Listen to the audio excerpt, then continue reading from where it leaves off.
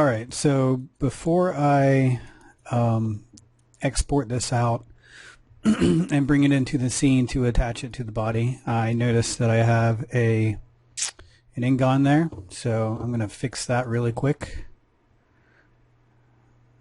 I think I'm just going to take that and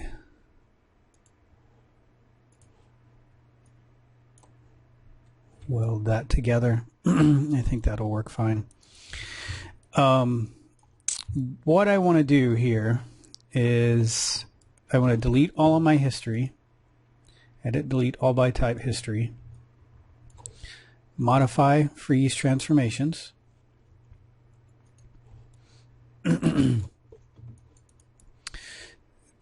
sure my pivot point is centered. If I wanted to, rather than centering my pivot point, I could move it down to like the wrist area. So that may be just a little bit easier when I'm positioning it, put it in place.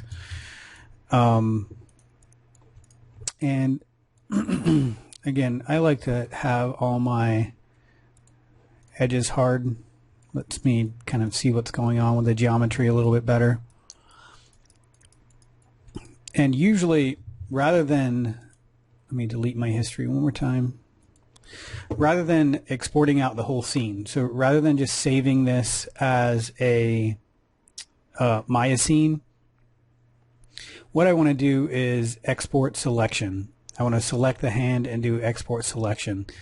The reason is that if I save this just as a Maya scene and then I want to import that hand into my other scene with my character, it's not just going to import the hand, it's going to import all the cameras, it's going to import the image planes, it's going to, if I have any lights or anything like that, it's going to import the entire scene.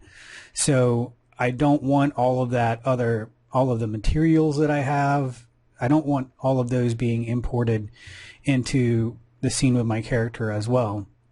It just kind of makes for a messy scene. So rather than just saving this out as a scene, I basically just want to select the hand and do export selection. This way it's just going to be the hand by itself. And if I import that, nothing else will be brought into the character scene. You can export it as an OBJ if you like, and that will be, again, that's just the model. Or we can export that out as a Maya binary file. So I already have one there that's called hand. So I'm just going to overwrite that one.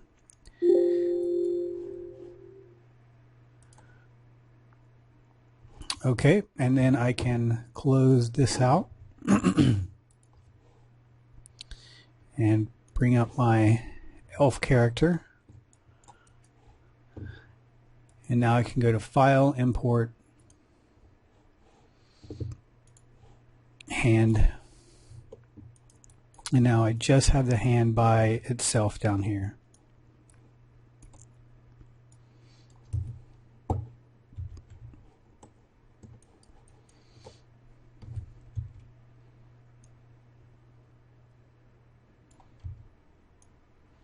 Can put that in place. Obviously it needs to be quite a bit bigger. I'm not too worried about it not matching my orthographics. Not worried about that at all, really. At this point, just kind of want to get that in the right position and that view. And then in the right spot there.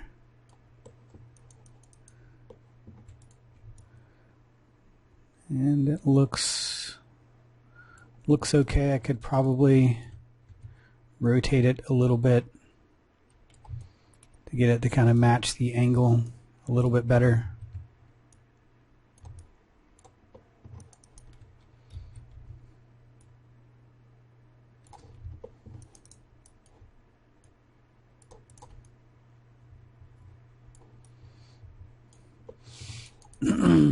I think it's a little big, but I don't know, kind of a good size.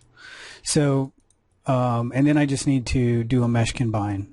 So whenever I do that, this side is going to disappear because it's instanced. And whenever you combine two meshes, they become a completely new mesh or new model or object. So just be prepared for that. Nothing bad. I can always just go in and duplicate special again with a -1 scale. Make sure it's set to instance.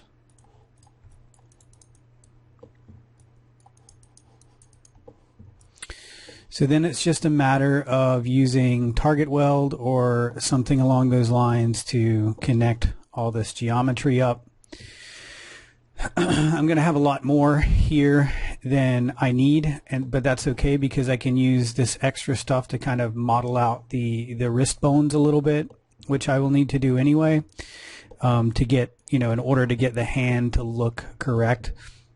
A lot of people would just kind of slap the hand on the end of the arm, and it just doesn't quite look right. And I think usually it's because the wrist itself is kind of like an afterthought. So we definitely want to get some of those very subtle wrist shapes in there. But for the most part, we can just go in with our target weld and start welding some of these points together.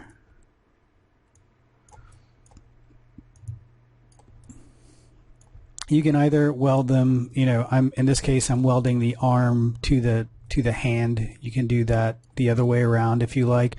Whichever one you think has better geometry or kind of better, whichever one you think has like better shape to it, I guess, what I'm trying to say.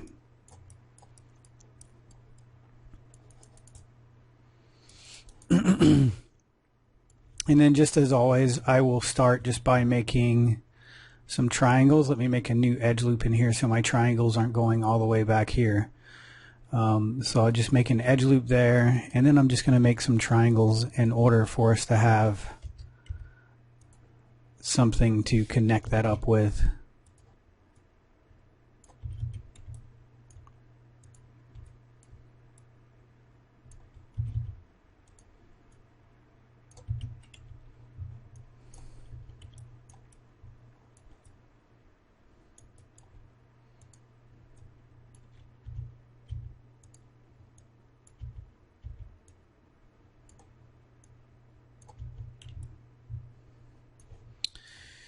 And then again, target weld.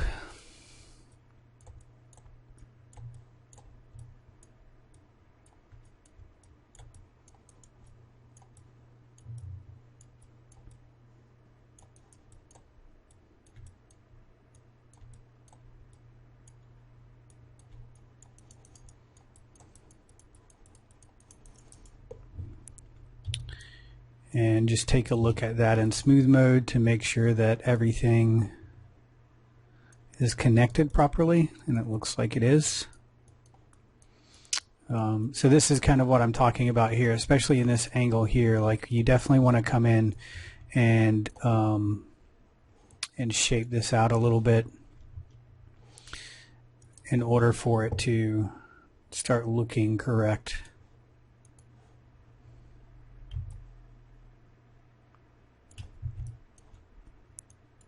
I really like that there's now a grab tool in Maya. Can't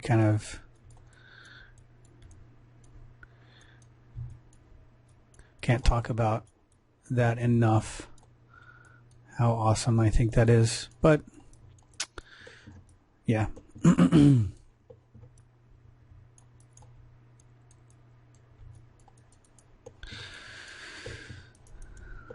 So that's pretty much it as far as connecting the hand. Again, I'm probably, well, let's go ahead and do this. Let's go ahead and make some sort of wrist geometry there. These guys, you kind of have a little bit of an indentation right there, so I can actually use this geometry here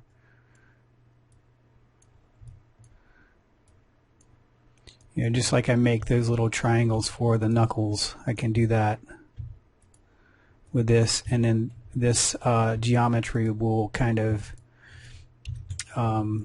wrap in on itself rather than, you know, it's coming in and then going back into the hand rather than going all the way somewhere that I don't really want it.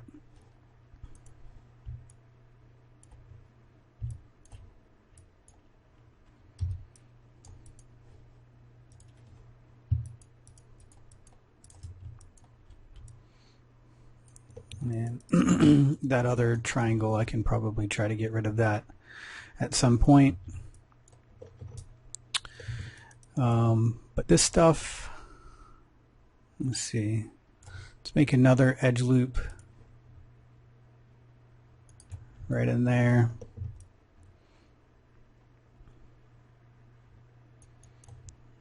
Let's take this.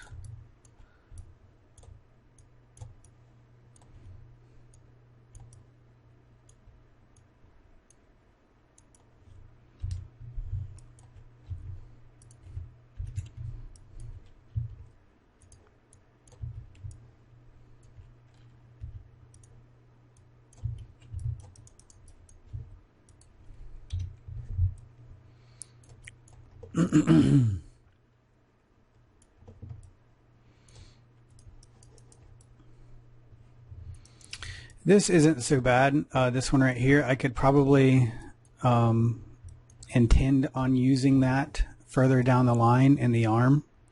So I can go ahead and extend that into the arm a little bit.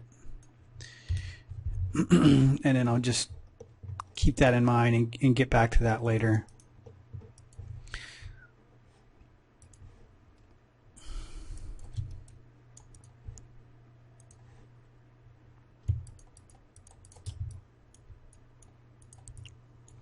But that gives me just a little bit more geometry to kind of make a little bit of a wrist. Over here, the geometry is kind of okay, but you still need that little bit of a wrist right there. I could probably model in that a little bit more to get it to look better, but I think overall that's kind of what we're looking for. Again, always look at it from all angles.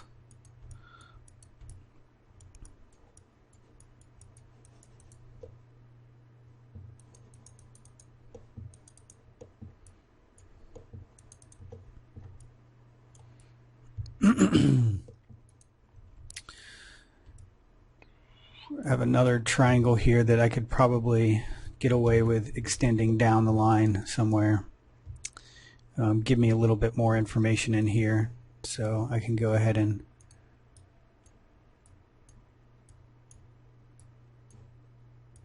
bring that down here for now.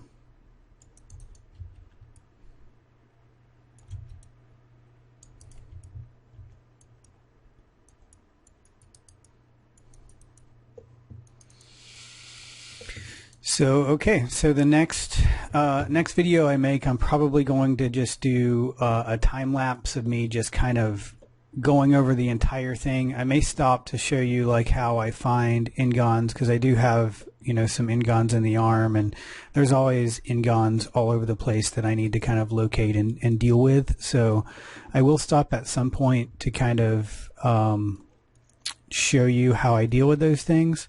But the next video is probably going to be mostly just a time lapse of me going through and like just tweaking things, really kind of getting things to look the way I want them to look before I get to the point where I'm going through and starting to model the clothes, and then we'll talk about different ways to approach the clothing. Okay.